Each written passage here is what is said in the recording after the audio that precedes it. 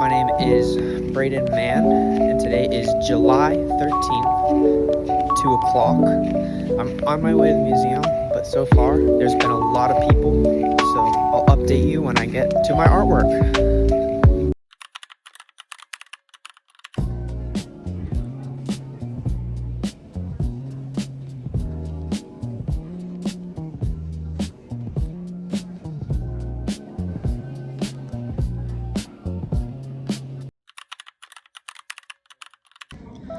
This art piece is a man of means, made of limestone,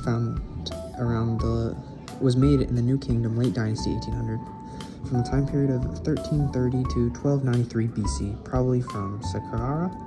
The scale of this relief shows that the man depicted was an important person in the tomb it came from, most likely a tomb owner himself, shown extending his arm to receive offerings, or perhaps an honored guest in a funerary feast. His wife originally sat next to him, holding a spray of flowers. His identity is unknown, but the three-strand golden necklace he wears was a decoration given by the king to important officials. The unusual hairline of his corkscrew curl wig and his determined straight nose give the sense of an identifiable personality at the court of Tutankhamun.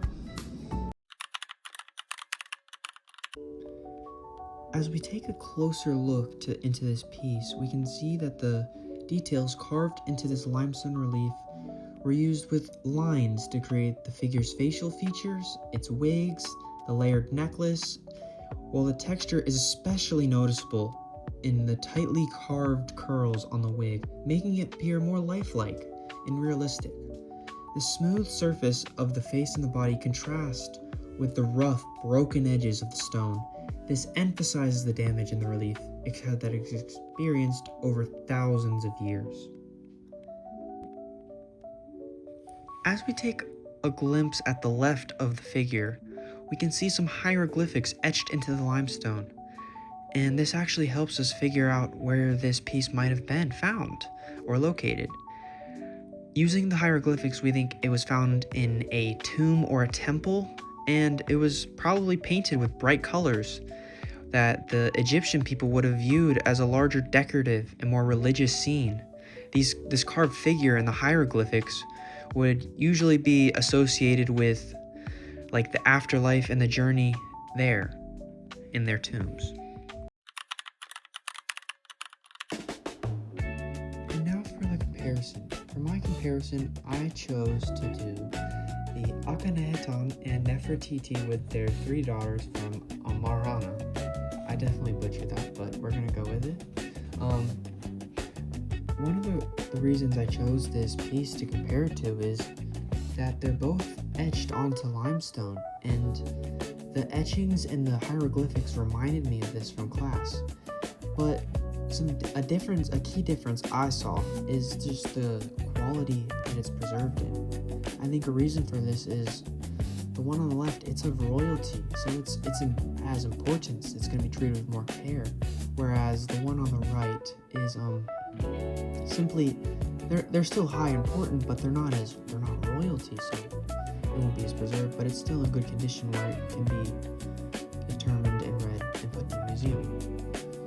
Another similarity that I found between these is just the time period that they were both, I guess, inscribed or etched into, with a man of means, the one on the right, being a part of the New Kingdom from 1330 to 1293 BC. And they're both actually from the same dynasty, that being the 18th dynasty of Egypt. So that's another comparison. And the date with the three daughters being from 1353 to 1335 BCE. And that is why I chose to compare these two pieces. Okay, now time for my critique. I thought that the museum's curation was spectacular.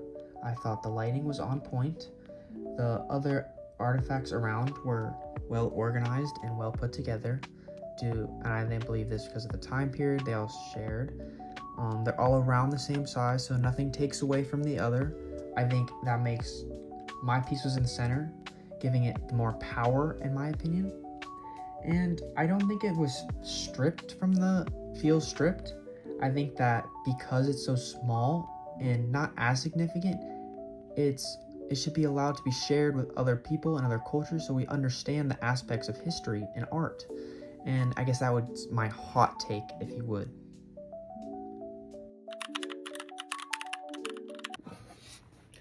Okay, time for my final verdict. My final verdict is that the curation of ancient Egyptian artifacts at the HMNS was spectacular, especially my piece, because that's why I picked it. It drew to me, and that is what I want to leave you with.